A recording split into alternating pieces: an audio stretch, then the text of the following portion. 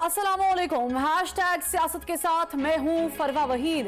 नाज़रीन, ये 2017-18 की बात है जब पाकिस्तान तहरीक इंसाफ एकदम से मुल्क की बड़ी पार्टी बनने लगी। लोगों के जमीर जागने लगे और फिर कप्तान खान विकेटें उड़ाने लगे। कभी नून लीग के रहनुमाओं को क्लीन बोल्ड करते तो कभी पीपल्स पार्टी और दूसरी जमातों के खिलाड़ियों को कैच आउट करके विक्ट्री का निशान बनाते। सियासी क्रिकेट का ये मैदान साल भर खूब सजा रहा और जब 2018 के इलेक्शंस हुए तो कप्तान ने बाकी सारी पार्टीज को नॉकआउट कर दिया। यानी एक तो दूसरी जमातों के मुताबिक सियासी खिलाड़ी पहले ही खान साहब का पार्टी परचम अपने गले में डाल चुके थे और जो कमी पेशी रह गई थी वो आज़ाद हैसियत से जीतने वाले अफराद को पाकिस्तान तहरीक इंसाफ में शामिल करके जीत का सहरा खान साहब के सर सजा दिया गया। इसके बावजूद भी जब वज़ीर आज़म बनने के चांसेस मांद पड़ने लगे तो MQM, काफ लीग और बाप पार्टी जैसी सियासी जमातों से बाहम शीरो शकर करके बिलाखिर इमरान खान को पाकिस्तान का वज़ीर आज़म बना दिया गया। वज़ीर आज़म बनने के बाद इमरान खान साहब ने 100 दिन में सब ठीक कर देने का ख्वाब कौम को दिखाया और फिर किसी ने 6 महीने तक मुस्बत रिपोर्टिंग करने की सिफारिश भी की, मगर हुआ ये कि खान साहब ने दीगर मसाइल की निस्बत एहतसाब के नाम पर इंतकाम को फोकस किया। एक के बाद एक सियासी रहनुमा को जेल की सलाखों के पीछे डाला। 4 साल की हुकूमती कारकर्दगी में महंगाई, बेरोजगारी समेत शुगर स्कैंडल, आटा और अद्वियात स्कैंडल, पेट्रोल स्कैंडल समेत कई करप्शन के केसेस और स्कैंडल्स जो हैं वो मंजर आम पर आए कि साफ चली शफाफ चली के नारे से अवाम का एतमाद उठ गया और खान साहब की हुकूमत के खिलाफ अवाम धरने देने लगे और एहतजाज करने लगे। PDM की जमातों ने अवाम में हुकूमत मुखालिफ जज्बात देखकर ऐवान में अदम एतमाद की तहरीक पेश कर दी। यूं अपनी मुद्दत इक़्तिदार ख़त्म होने से पहले ही इक़्तिदार से बेदखल होकर खान साहब सड़कों पर आ गए।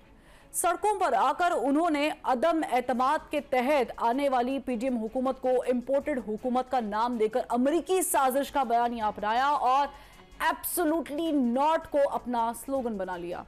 वो एब्सोल्युटली नॉट कि जिससे इमरान खान ने नारा लगाया कि क्या हम कोई गुलाम है, जो अमेरिका कहेगा वो हम मान लेंगे। इस नारे के पीछे कौम खड़ी हो गई कि कोई सियासी लीडर तो ऐसा आया कि जिसने अमेरिका को ललकारा, लिहाजा खान साहब की सपोर्ट में सब खड़े हो गए। मगर जब नेशनल सिक्योरिटी काउंसिल की मीटिंग हुई तो पता चला कि जिस साइफर को लहरा लहराकर खान साहब साजिश का बयानिया घड़ रहे थे वो तो झूठ है।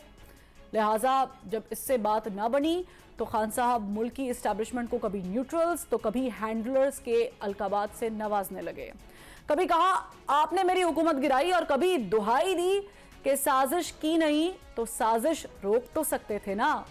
यही नहीं बल्कि जिस अमेरिका पर साजिश का इल्जाम लगाया जा रहा था उससे ताल्लुक बेहतर करने के लिए लॉबिंग फर्म्स हायर कर ली।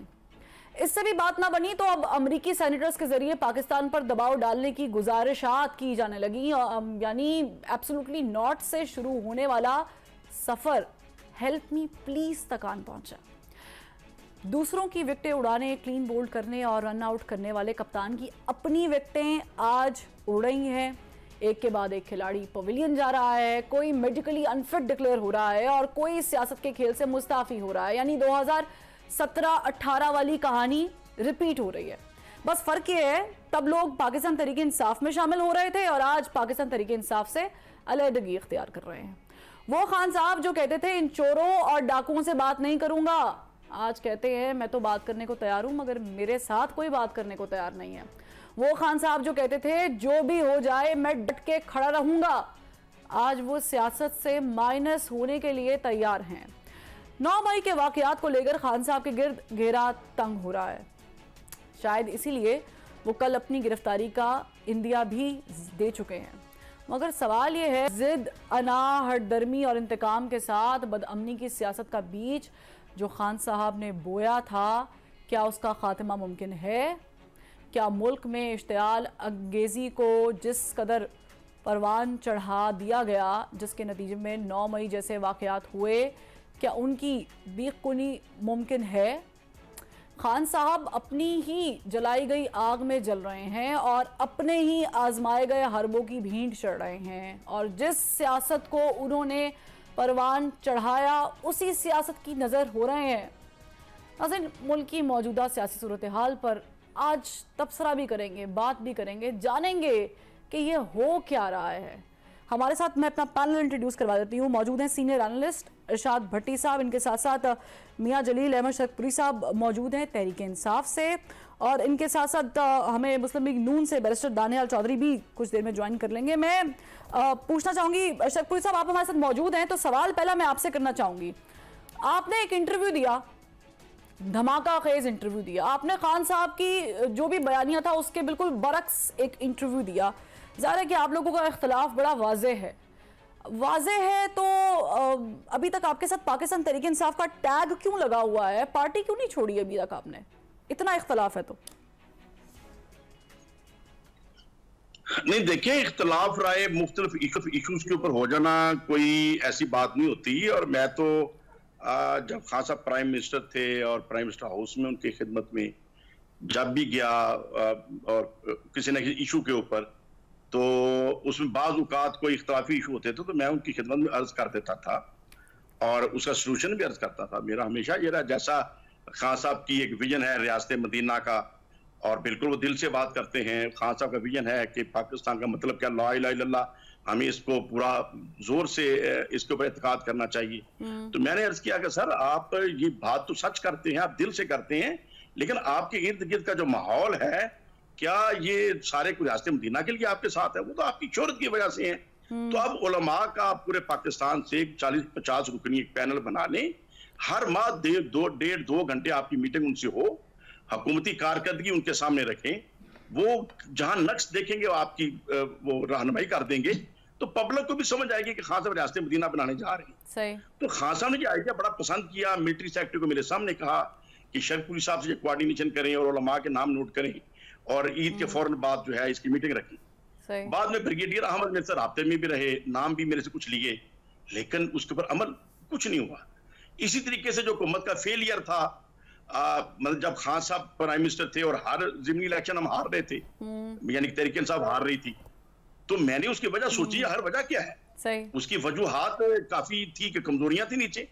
उसका सोल्यूशन मैंने सोचने के बाद मैंने टाइम रिक्वेस्ट किया, टाइम मिल गया, तो मैंने जाके कहा कि सर, आगे बल्दियाती इलेक्शन होने वाले हैं, लोग वोट देने को तैयार नहीं है और हमारे जो वर्कर हैं वो वोट डलवाने के लिए तैयार नहीं है, तो सब मायूस हैं, सब MP MNA मैं तो मायूस देखता हूं।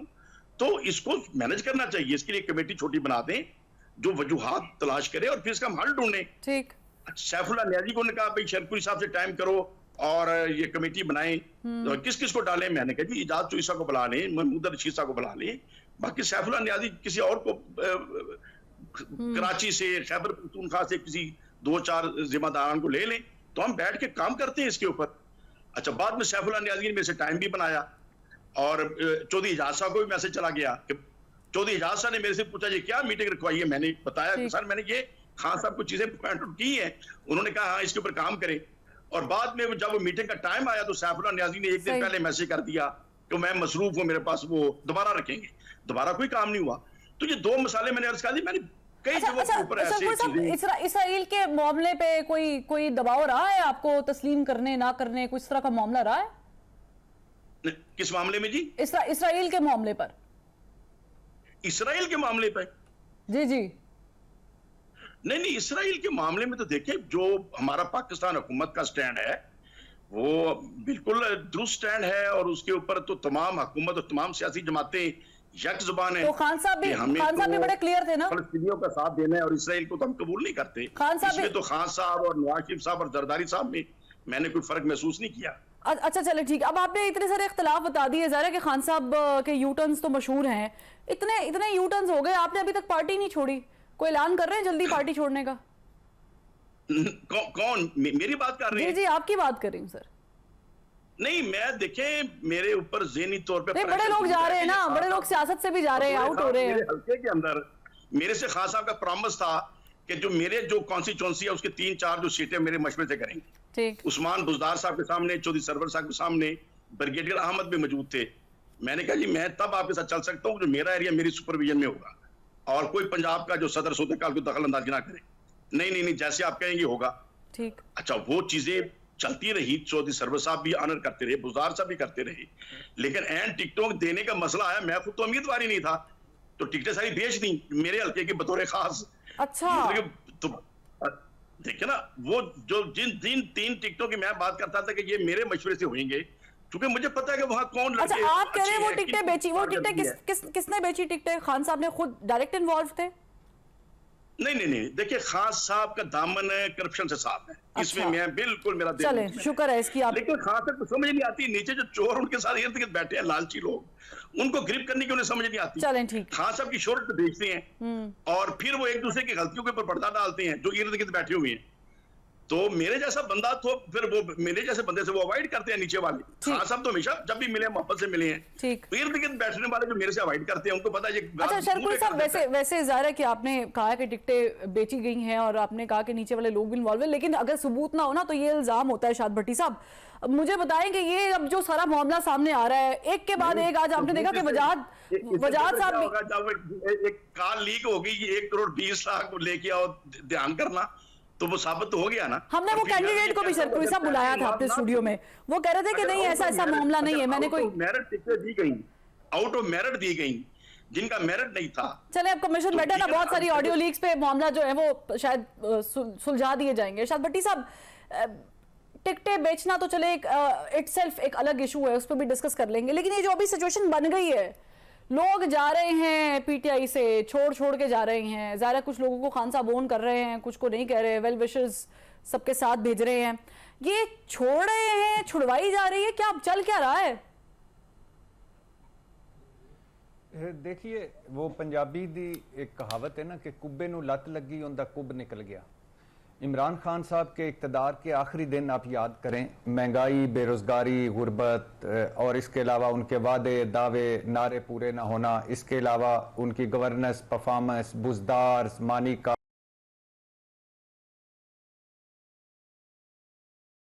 गुजर्स, पंजाब में तकर्रियों, तबादलों की बातें, और उसके बाद 13 ज़िमनी इंतखाबात वो हारे अपने दौरे इक़्तिदार में, और केपी में अपने गढ़ और घर में बल्दियाती इलेक्शन का पहला राउंड वो जो हार गए। तो उसके बाद वो निकले इक़्तिदार से, तरीके अदम एतमाद आई, इक़्तिदार से निकले और कुब्बे को लत लगी, कुब निकला और वो मकबूल तरीन हुए। अब उसके बाद इमरान खान साहब की जो 2 मेजर गलतियां थी, जो मैं हमेशा कहता हूं कि इमरान खान बामुकाबला इमरान खान है। इमरान खान को कोई हरा सकता है तो वो इमरान खान है, इमरान खान को किसी से खतरा है तो वो इमरान खान से है। इमरान खान की स्ट्रेंथ क्या है? इमरान खान। और इमरान खान की वीकनेस क्या है? इमरान खान। तो उसके बाद गलतियां 2 क्या की? एक गलती की कि कौमी असम्बली से निकल गए, सूबाई असम्बलियां तोड़ दी। दूसरी गलती क्या की? फौज के खिलाफ जो उन्होंने जंग छेड़ी, जो जंग लड़ी, वो जो किसी वक्त भी बहुत सारे ऐसे पॉइंट्स आए थे जहां वो मुज़ाकरात कर सकते थे, चीजों को सॉर्ट आउट कर सकते थे। और एक मैच जो इमरान खान के लगता था कि इमरान खान के, यानी इमरान खान की जुबान में अगर हम समझाएं कहें तो 10 विकेटें उनके पास थी, 10 ओवर रहते थे और 10-15 रन रहते थे। लेकिन वो जो मीर जाफर, मीर सादिक से शुरू हुआ, हैंडलर, न्यूट्रलर और साजिशी और सहूलतकार और मिस्टर एक्स, मिस्टर वाई, और फिर आते आते 9 मई आ गया, एक स्याह दिन आ गया और एक शर्मनाक दिन आ गया। तो ये जो बोझ था, ये सारा, ये पाकिस्तान तहरीक इंसाफ के 5% के अलावा बाकी सारे जो अपनी बसात और औकात के मुताबिक इमरान खान साहब को बताते रहे। मैंने कई मरतबा आपके प्रोग्राम में ये बात कही है कि परवेज इलाही कोई 6-7 मुलाकातें उन्होंने की और उन्होंने कहा कि असम्बलियां ना तोड़ें, असम्बलियां तोड़ेंगे तो आपको क्या यकीन है कि निगरान सेटअप गैर जानबदार आएगा? आपको क्या यकीन है कि इलेक्शन वक्त पे आएंगे? आपको क्या यकीन है जब हमारी पनाहगाहें चली जाएंगी तो गिरफ्तारियां, मुकदमे, छापे, जेलें, हथकड़ियां, हवालातें होंगी? लेकिन वो जो होता है ना कि इमरान खान बामुकाबला इमरान खान, तो वो आए। तो अब जो वो बयानिया था वो उसका नतीजा हुआ 9 मई। और अमेरिका, और साथ साथ जो इमरान खान साहब ने फ्रंट पे अगर वो ये कम कर लेते तो ज्यादा अच्छा होता। बैकडोर पे वो करते रहे। एक तरफ उन्होंने कहा कि एब्सोल्युटली नॉट, हम गुलाम थोड़ी हैं, और कि अमेरिका की गुलामी नामंजूर, साजिश, मुदाखलत, और इसके अलावा उन्होंने डोनाल्ड लू को बरतरफ करो। और दूसरी तरफ वो अब्दुल्ला रियाद डोनाल्ड लू से मुलाकातों के चक्रों में थे। 3 फर्म्स के मुआहदे हो चुके थे। एक तरफ ये हैंडलर्स, न्यूट्रलर्स, मीर जाफर, मीर सादिक, दूसरी तरफ मिन्नतें तरले करके ऐवान सदर में 2 मुलाकातें, जन बाजवा साहब को तो सी, शॉर्ट टर्म तो सी, लॉन्ग टर्म तो सी, और उसके बाद मुज़ाकराती टीमें चल रही थी, और उसके अलावा ये सारा कुछ हो रहा था। तो इमरान खान साहब जो अपनी मकबूलियत थी उसको टर्न ना कर सके पीडीएम की तरफ से, और जो इमरान खान साहब वाली थी ना, कुब्बे नु लत लगी उनका कुब निकल गया, वो पीडीएम को 9 मई के बाद जो शर्मनाक और स्याह दिन था, उसके बाद पीडीएम को लत लगी, उनका कुब निकल गया। अब वो इस पोजीशन में हैं कि यानी उन जो बयानियां लेस थे, परफॉर्मेंस लेस थे, अब इमरान खान साहब अपने बोझ से खुद ही वो दबे हुए हैं, और बड़ा मुश्किल वक्त है तहरीक इंसाफ पर, और तहरीक इंसाफ को लोग छोड़ रहे हैं, और बहुत सारे लोग जो हैं वो इस वजह से छोड़ रहे हैं कि वो पहले दिन से उनके हामी नहीं थे, बयानिया के साथ नहीं थे। बहुत सारे लोग लेकिन मसला इस ये वजह ना से कि भी जब छोड़ रहे हैं कि पीटीआई वो अब इक़्तिदार साथ में नहीं थी तो चल सकते। वो लोग मजे भी तो ले रहे थे। जब पीटीआई इक़्तिदार में थी उनके पास भी तो इक़्तिदार था, उनके पास भी तो पाकिस्तान तहरीक इंसाफ का फ्लैग था, वो सारा कुछ तो हमें भी पता है। लेकिन ये जो अभी आपने गलतियां तो गिना दी हैं, खान साहब के पास अभी ऑप्शन क्या मौजूद है? मतलब ज़ाहिर है कि सुनने में आ रहा है कि उनको 1 वे टिकट की भी ऑफर हो रही है, जिसको उन्होंने एब्सोल्युटली नॉट बोल दिया है। अब आपको उनकी गिरफ्तारी नजर आ रही है, जो कि खान साहब को भी नजर आ रही है। अब कल चूंकि मंगल है तो उन्होंने कहा है कि मैं गिरफ्तार हो सकता हूँ, 80% चांसेस हैं। गिरफ्तारी होगी, डील होगी, या अब अगला लफ्ज नहीं मैं बोलना चाह रही हूँ, कुछ कोई ऑप्शन है खान साहब के पास? नहीं, देखें, जो हम लोग तजिया करते हैं वो मौजूदा हालात को देख के, मौजूदा हालात में और मुस्तकबिल करीब में ज़ीरो टॉलरेंस है, मामलात पॉइंट ऑफ नो रिटर्न्स पे हैं। कोई 1 वे टिकट उनको ऑफर नहीं हुई, कोई मुज़ाकरात नहीं है, तहरीक इंसाफ मजीद टूटने के चांसेस हैं, तहरीक इंसाफ से धड़ेबंदियों के चांसेस हैं, तहरीक इंसाफ से और लोगों के निकलने के चांसेस हैं, इमरान खान साहब की गिरफ्तारी और नायली का खतरा है, और मुश्किल तरीन दिन आने वाले हैं तहरीक इंसाफ पर, और उनकी बड़ी कामयाबी होगी। अभी तक तो इरशाद साहब हम छोटे पैमाने पर लोगों को जाते हुए देख रहे हैं, कोई बड़ी विकेट भी जा रही है? जी जी जी, आप अगले चंद दिनों में देखेंगे 2-4 जो बड़ी विकेटें हैं वो भी गिरेंगी। अच्छा, और वो बड़ी विकेटें गिर के ये ऐलान करेंगी कि सियासत छोड़ें, या वो ये ऐलान करेंगी कि हम अब नून लीग या पीपल्स पार्टी या किसी और जमात के साथ एफिलिएशन या अपनी जमात बना रहे हैं? नहीं, 2-3 हैं चीजें। कुछ तो हैं जो एक ऑप्शन ये भी है कि वो किनारा कश हो जाए सियासत से, एक ऑप्शन ये भी है कि एक नई पार्टी बने, एक ऑप्शन ये भी है कि जहां से आए थे वहां वापस चले जाएं। तो ये 3-4 ऑप्शंस हैं, लेकिन ये है कि जाने वाले हैं, कई जाने, और ये जाने वाले का रीजन जरा थोड़ा सा मुझे, अगर शाह साहब मैं आपके ज़ाहिर बहुत ज्यादा राज निकलवा रही हूँ, लाहौर, इस्लामाबाद, मतलब बताए पंजाब ज्यादा है भारी, केपी ज्यादा भारी है? नहीं, दोनों देखिए, ये तो आप ज़हन में रखिए कि मुझे नहीं लगता कि इंतखाबात 8 अक्टूबर को हो जाएं। अच्छा। मुझे लगता है कि कुछ इंतखाबात अगले साल हो सकते हैं।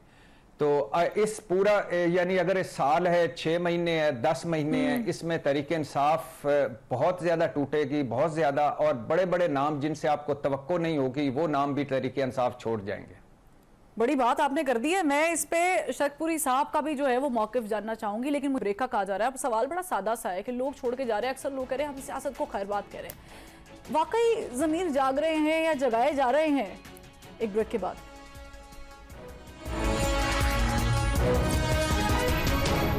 शरकपुरी साहब, इरशाद भट्टी साहब ने जो है ना वो कहा है कि बड़ी बड़ी विकेटें जाने वाली हैं। जाहिर है कि उनको ये खबरें कैपिटल में बैठे हुए हैं, ज़्यादा मालूम होती हैं कहाँ से कौन कौन क्या करने वाला है। ये जो गिरफ्तारियां हो रही हैं, यूं कहूं कि पहले पार्टी छोड़ने पे बात कर लेते हैं, ये दबाव के तहत हो रही, क्योंकि अली जदी साहब का वाकया मुझे बार बार आंखों के सामने आ रहा है। वो भीगी हुई आंखों से कह रहे थे कि गोली मार दे माथे पे अगर छोड़ने की बात कर रहे हैं। कोई दबाव के तहत कराया जा रहा है? देखिए, इरशाद भट्टी साहब बड़े सीनियर आदमी हैं, काबिल एहतराम है हमारे लिए, उनका तजिया जो मैंने अभी सुना बड़ा एक्यूरेट उन्होंने चीज़ों के ऊपर निशानदेही की। और मुझे भी पर्सनली इन चीज़ों पे शुरू दिन से इख्तलाफ राय रहा। जो अमेरिका के खान साहब ने एक बयानिया बना लिया एब्सोल्यूटली नॉट वाला, खान साहब की बात ठीक थी, अमेरिका की नाजायज बात नहीं माननी चाहिए, लेकिन इस चीज को सड़कों में जलसों में शोर भी नहीं डालना चाहिए था। और इसी तरीके से जो मिलिट्री के खिलाफ शुरू किया, हालांकि मैं तो खुद विटनेस हूँ, कहीं अदम एतमाद में मिलिट्री इन्वॉल्व नहीं थी। अच्छा, बिल्कुल अदम एतमाद पीपल्स पार्टी ने की, नून लीग ने की, वो एक्टिव हुए। अच्छा, यानी वो जो कहते हैं कि ये एनआरओ लेकर आए थे और इन्होंने मिली भगत से किया है, इनको एनआरओ 2 मिला, वो नहीं है मामला। देखें वो लीडर ऑफ अपोजिशन तो शहबाज शरीफ बन गए थे, ठीक है ना, और उस वक्त तक तो पूरी मिलिट्री इमरान खान साहब के सपोर्ट पे थी। एक पेज वो पे तो वोट लेके बन गए, जैसे भी बन गए। अच्छा, अब जब बन गए तो फिर उसके बाद उन्हें बर्दाश्त तो करना है, उनके खिलाफ मुकदमा चले, अदालतें इंसाफ करें, लेकिन हम लीडर ऑफ अपोजिशन तो तस्लीम करेंगे। तो खास करके ये स्टाइल अजीब था कि नहीं मैंने हाथ नहीं मिलाने। तो लेकिन फिर मिलिट्री को जो ब्लेम करना शुरू किया ना, मैंने तो ये चौधरी एजाज साहब या सीनियर्स के सामने मैं कहता था कि खान साहब क्या कर रही है, मतलब मिलिट्री का कसूर उसमें कहा था, न्यूट्रल थे वो, और खाम खा इन्होंने बातें कर करके उनको गुस्सा दिला दिया। लेकिन शरकपुर साहब, इमरान खान साहब तो मुतादिद बार कह गए हैं, मुझे बताएंगे, वो कहते हैं तो अदम एतमाद बाजवा साहब लेकर आए थे, उनकी वहां पर आई पॉइंट ऑफ नो रिटर्न पे। जिस तरीके से अब अपना हमारे इमरान रियाज साहब लापता है, तो देखिए, और फिर जो शहीद हो गए बेचारे, ये सारे खान साहब की मोहब्बत में जो डटे रहे, और उधर से मिलिट्री वाले समझते हैं कि हमारा कसूर नहीं, हमें बदनाम किया जा रहा है। और मैं समझता हूँ उनका ये क्लेम तो दुरुस्त है, लेकिन जो ज्यादतियां कर रहे हैं वो ज्यादतियां भी गलत है।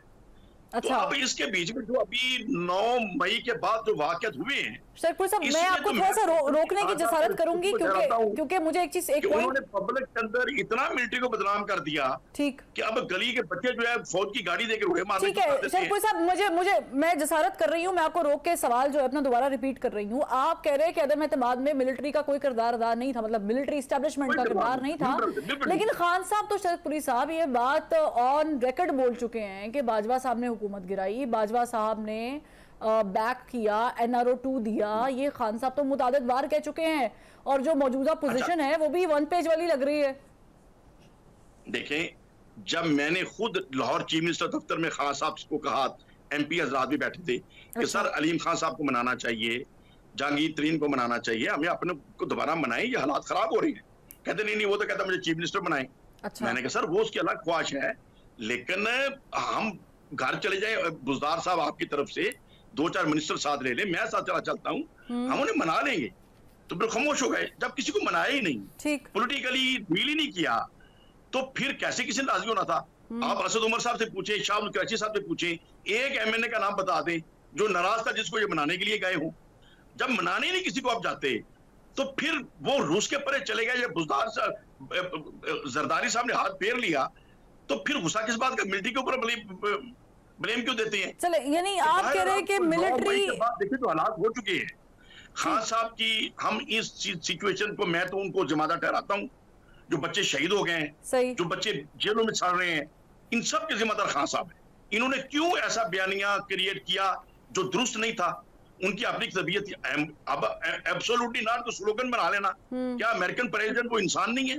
उसके इर्द गिर्द दोस्त बैठ के नहीं कहेंगे यार कि आपको बदनाम कर रहा है गलियों में। नहीं, चले, अब तो वो उनके साथ मामला देखे ना, वो तो अपना किबला दुरुस्त कर रहे हैं ना शरकपुरी साहब, लेकिन यहाँ पर आपने जाहिर है, चूंकि आपने अलीम साहब का जिक्र किया, आपने जहांगीर तरीन साहब का जिक्र किया, तो मैं ये सवाल पूछ लेती हूँ। मुझे बताइए, उस्मान बुजदार साहब की करप्शन पे भी आपने बात की हुई है, अब मुझे बताएं कि खान साहब को ये चीजें नजर नहीं आ रही थी? इतना डैमेज खान साहब को विद इन पार्टी हो रहा था पंजाब में, और स्टेबिलिटी भी कोई खास नहीं थी, तो इस पे कोई बातचीत नहीं की खान साहब ने? मतलब क्या मजबूरी क्या थी उस्मान बुजदार साहब, कोई मजबूरी थी? बुजदार साहब को जितना करीब से मैंने देखा, मैंने तो उनकी जात के अंदर कोई करप्शन वाला मिजाज नहीं देखा। अच्छा। उनके चारों दोस्तों में हाँ ये जरूर मशहूर था कि डीसी और डीपी पैसे देके लग रहे हैं, और उसमें मैं प्रिंसिपल सेक्रेटरी, चीफ सेक्रेटरी, इनको रिस्पॉन्सिबल करार देता हूँ कि वो बुजदार साहब की शराफत से नजायज फायदा उठा रहे थे, ठीक है ना, मुख्य नीचे हो रहे थे, सारे बिक रहे थे, साहब के भाई के फ्रंटमैन इन्वॉल्व नहीं थे। ठीक, लेकिन वो फ्रंटमैन, जाहिर है कि बुजदार साहब की फैमिली भी इन्वॉल्व थी, और भी इसमें बहुत सारे नासिर इन्वॉल्व थे, फराह गोगी साहिबा के बारे में कहा जाता है वो इन्वॉल्व थी, तो मुझे ये बताएं कि ये भी उनकी इन्वॉल्वमेंट हम सुनते रहे हैं, उनकी इन्वॉल्वमेंट सुनते रहे, हमारे चूंकि शेखुपुरे की हैं, और शेखुपुरे के अंदर ये बातें मशहूर थी कि जो जाके मिले, जाके इनाम ग्राम दे दे, बात जो मर्जी करा ले। लेकिन वो मैं इमरान खान साहब की सोच, अच्छा, यानी ये सुनी सुनाई बातें हैं, कोई सबूत नहीं है इसका? हाँ, देखिए, जो सुनी सुनाई बातें होती हैं उसका वजन तो होता है, ठीक है ना। वो बातें जब मशहूर हो जाती है, हमें तो नहीं मशहूर हो जाती, ठीक है ना। तो मतलब कि बहरहाल अभी जो हालात मौजूदा हैं, इसमें तो मैंने खास साहब के एहतराम से मशवरा बार बार अर्ज किया है, ठीक है, कि मेहरबानी फरमाए, आपको आपका एक अटेंशन पैदा हो चुकी है अदारों के साथ, पार्टियों के साथ। आप शफकत करें शाह कराची साहब को, असद उमर साहब को गो हेड दें कि यार जैसे आप बेहतर समझे आप पार्टी को चलाएं, इंसाफ कायम करें, कुरान और सुन्नत के मुताबिक चलाने का प्लान करें निजाम को। और आपको मैं गो हेड देता हूं, आप जो करते हैं करें, जिससे डायलॉग करने सॉफ्ट पहलू अख्तियार करना सॉफ्ट करें। खास साहब अगर पीछे हट जाएंगे तो कोई हर्ज नहीं बात होती। चले शरपुरी साहब, मैं इसी को इरशाद भट्टी साहब से डिस्कस करती हूँ। इरशाद भट्टी साहब, शरपुरी साहब ने जो 2-3 बातें की हैं ना, बड़ी इंपॉर्टेंट है। उन्होंने कहा जी कोई एनआरओ नहीं मिला। जाहिरा खान साहब का पूरा बयानिया इस पे इन्हिसार करता था। फिर उन्होंने उस्मान बुज़दार साहब की करप्शन पे भी एक कमेंट किया कि वो बजाते खुद उनकी कोई करप्शन नहीं थी। और ये सुनी सुनाई बातें, अब सुनी सुनाई बातों पे अगर केसेस होते हैं तो फिर मुझे समझ नहीं आती, अलबत्ता अगर सबूत है तो फिर तो केसेस होने चाहिए। इरशाद भट्टी साहब, पीटीआई की सियासत को इमरान खान साहब के बयानिए से बार बार यू टर्न लेने से बहुत ज़्यादा नुकसान हुआ है।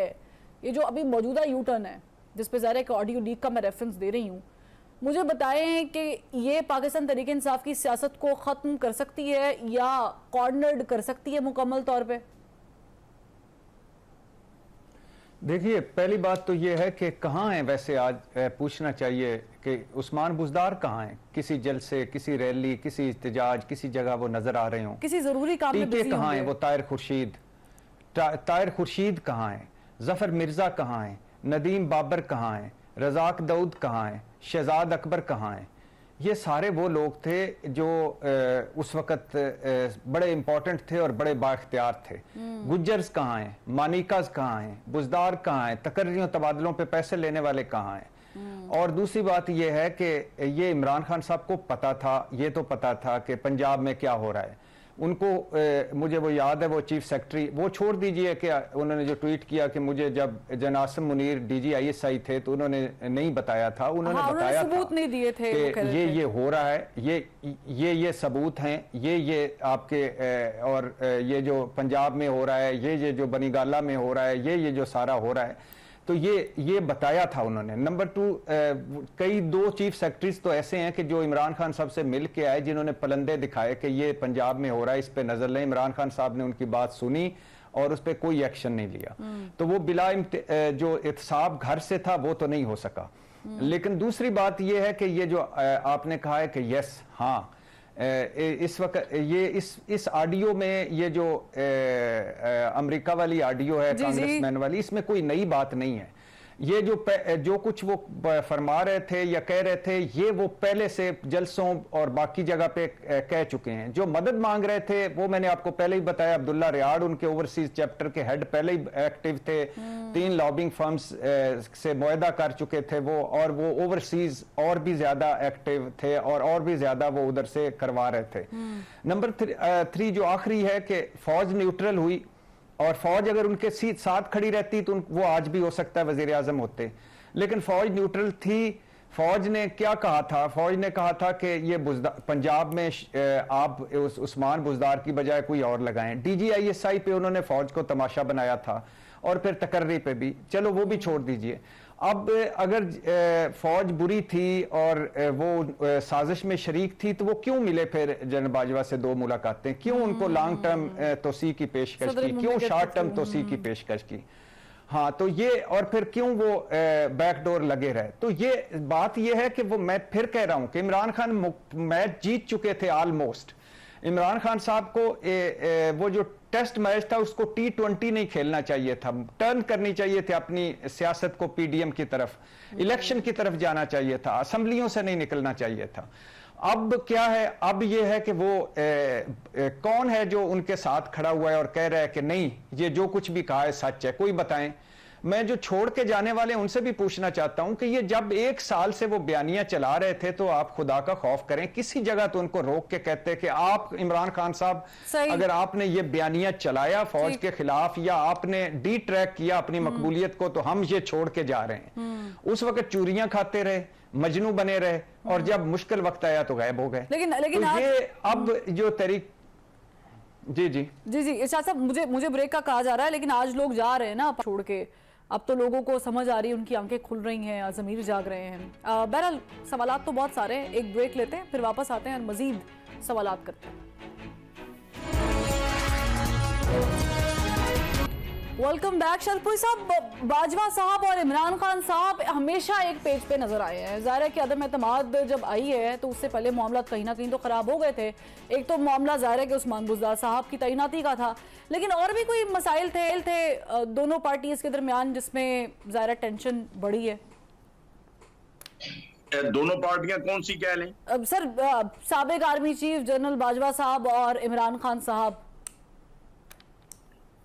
नहीं देखिए, डिफरेंस ऑफ ओपिनियन तो होता ही है जब डिफरेंट सीनियर बैठते हैं। इख्तलाफ राय होना कोई बुरी बात नहीं होती, लेकिन जहां से मामला खराब हुआ है, जो मुझे प्राइम मिनिस्टर हाउस के करीबी साथियों से पता चला कि उस एक मीटिंग के अंदर आर्मी चीफ ने मशवरा दिया कि सर ये पंजाब का जो चीफ मिनिस्टर है इसको चेंज करें। हाँ, इसको चेंज कर लें। खान साहब कहने लगे वो पॉलिटिकल फील्ड है, हम बेहतर जानते हैं। ये तो ऐसे ही है कि जैसे मैं आपको कह दूं ये कोर कमांडर बदल लो, वो आपकी फील्ड है, उसको आप बेहतर जानते हो। अच्छा, अब ये बड़ी बदतमीजी का स्टाइल था और शटअप कॉल थी।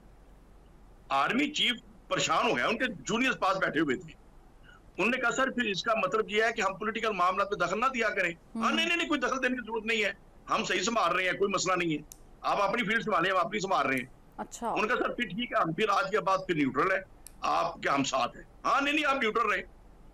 ये dialogue to the point Khan Sahab की।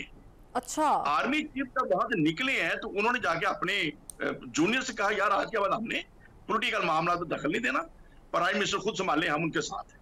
अच्छा, जब ये खबर जरदारी साहब और नवाज शरीफ साहब तक पहुंची है, उन्होंने लंगोटे कस लिए कि ठीक है यार पकड़ लो, ये अकेला है। जब आपने खुद आर्मी चीफ को कह दिया हम खुद संभाल लेंगे, आप अपनी फील्ड संभालें, हम संभाल रहे हैं, फिर जब जरदारी साहब एक्टिव हुए हैं तो फिर संभालना था, फिर संभाला भी नहीं गया, तो फिर वो जाहिर है न्यूट्रल रहे, इसमें कोई शक नहीं है। ठीक है ना। और मैं तो खुद एक्टिव था। अभी देखे ना, मैं जब हमजा साहब जब चीफ मिनिस्टर बन गए तो हमजा साहब चीफ मिनिस्टर बन गए, मैंने तो वोट नहीं दिया, एक इख्तलाफ राय मेरा ज़हनी तौर पे था। ठीक है। लेकिन उसके बाद राना तनवीर साहब मेरे पास 3 दफा आए समझाने के लिए, जवेद लतीफ साहब 2 दफा आए, अता तारक साहब तशरीफ लाए, राना मशहूद साहब आए कि यार अपनी पार्टी की आप फिर क्या नाराजगी हो गई तो आप तो हमजा साहब को मिल लें। इस सारे टेन्योर में एक दफा भी पीटीआई के किसी बंदे ने मुझे नहीं कहा कि शरपुरी साहब आप हमारे साथ है, कायम रहना, कमजोरी ना दिखाना। अच्छा, जब मैं हमजा साहब को मिल लिया मजबूर होके, शर्मिंदा होके, बार बार जब पैगाम मिल रहे थे तो फिर किसी ने मुझे नहीं कहा कि आपने क्यों मिले। देखिए ना, ये स्टाइल जो था, मैंने फिर मियां खालिद महमूद से पूछा जो हमारे एमपीए थे और मिनिस्टर थे शेखुपुरा से कि मियां साहब जब आपने छोड़ा है तहरीक इंसाफ को तो किसी ने समझाया नहीं आपको? वो कहते नहीं कि ये तो फिटे मुंह नहीं कहते, समझाना क्या है। देखिए ना, जब एक बंदा छोड़ के जा रहा है नहीं, यानी शरपुरी साहब ये जो एमक्यूएम गई है, जाहिर है कि जिसके जाने से हवा के रुख का तयन किया जाता है कि कहां से आ रही है, कहां से चल रही है, बाप पार्टी गई है, आप कह रहे हैं कि ये एस्टेब्लिशमेंट की इमा के बगैर गए हैं वहां, खुद अपने बगैर गए। उसकी वजह क्या हुई? देखिए ना, जब अपने बंदे नाराज थे डिफरेंट वजूहात से, मैं खुद जानता हूँ मियां खालिद क्यों नाराज था, ब्रिगेडियर राहत मानलो भी नाराज थे कि उनकी थाने कचहरी में मानी नहीं जा रही थी, करप्शन चल रही थी नीचे, जो पैसे देता था थानेदार को उसकी सुनी जाती थी, और जब मियां खालिद जो मिनिस्टर है वो कहता था तो थानेदार तनख्वाह देता था। जब बुज़दार साहब को शिकायत लगाते थे वो एक्शन नहीं करते थे, बोले आदमी। इस तरीके से महमूद रशीद साहब को मैंने परेशान देखा है। तो इन परेशानियों से सारे तंग थे कि यार हमारी ग्रिप नहीं है, ठीक, पैसे से काम हो रहा है और अखलाक से काम नहीं हो रहा, ठीक। तो कमजोरियों की वजह से लोग छोड़ना शुरू हो गए, जरदारी साहब ने हाथ फेरना शुरू कर दिया। तो जब कमजोरी आई तो एमक्यूएम में देखा कि इनके अपने छोड़ गए तो हम वहां यहाँ क्यों बैठे रहे। चौधरी परवेज अली साहब की डामाडोल होना शुरू हो गए। ठीक। तो ये सब कमजोरियां तो हुई तहरीक इंसाफ की अपनी। यानी इमरान खान साहब कमजोरियां खुद शो की और उस पर जाहिर है कि फिर जो मुखालिफिन थे उन्होंने उसका मौके का फायदा उठाया। लेकिन अब सवाल ये है, अब ये सवाल है कि जिस सिचुएशन में इमरान खान साहब फंस गए हैं, इसके बाद कोई निकलने का रास्ता अरशाद भट्टी साहब को कोई नजर आ रहा है कि नहीं आ रहा? एक ब्रेक के बाद। अरशाद भट्टी साहब, क्या फ्यूचर देख रहे हैं? साथ मैं ये भी ऐड कर लेती हूँ कि मुझे बताएं कि ये ऑडियो लीक वाला मामला जिसपे कमीशन ज़ाहिरा बन गया है, पाकिस्तान तहरीक इंसाफ पहले कहती थी कि तमाम तरह ऑडियो लीक्स की इंक्वायरी होनी चाहिए, कमीशन बनना चाहिए। आज उसी बने बनाए कमीशन के खिलाफ जो है वो सुप्रीम कोर्ट चले गए हैं। कमीशन से मसला है कि जजों से मसला जो बैठे हुए हैं? देखिए, पहली बात तो यह है कि हम तज्जिया कर सकते हैं मौजूदा हालात को देख के। गायब का इल्म अल्लाह जानता है और अल्लाह ताला फरमाते हैं कि मैं दिनों और दिलों को फेर दिया करता हूँ। तो बात कुछ और हो जाए तो वो जाहिर है वो अल्लाह ताला जानते हैं, लेकिन इस वक्त मौजूदा हालात को देखकर मुझे नहीं लगता कि कुछ तरीके इंसाफ को कोई मुज़ाकरात हो सकते हैं, नहीं हो सकते। 9 मई के बाद मामलात पॉइंट ऑफ नो रिटर्न्स पे हैं, ज़ीरो टॉलरेंस है, कुछ भी नहीं हो सकता इस वक्त। और तहरीक इंसाफ को केसेस और मुकदमे और ये जो सारा कुछ है ये भुगतना पड़ेगा। दूसरा जो ऑडियो लीक्स वाला मामला है, हुकूमत ऑडियो लीक्स कमीशन बना सकती है, उसको इख्तियार है। मामला है जजेस का, और जिस पर तहरीक इंसाफ ने जो मेन की है वो है उसे जो ये नहीं बना सकती वो बना सकती है। लेकिन यस, जैसे हम ख्याल जजेस का वो करते हैं उसी तरह इस तरफ भी है। जस्टिस फाइज ईसा काजी पे भी उनको एतराज़ है, जस्टिस आमिर फारूक पर भी उनको एतराज़ है। लेकिन इस पे बड़ा सियासी जमातों का एक अजीबो गरीब मौक़िफ़ है। मुस्लिम लीग नून जो है उसने इन 6 ऑडियोज़ पर तो कमीशन बना दिया, लेकिन जब मरीम नवाज़ की ऑडियो हुई तो उन्होंने ये मौक़िफ़ इख्तियार किया कि ऑडियो रिकॉर्ड करने वाले और लीक करने वाले इसकी तहकीकात होनी चाहिए। ये राजदारी एक्ट में इसकी खिलाफ वर्जी है।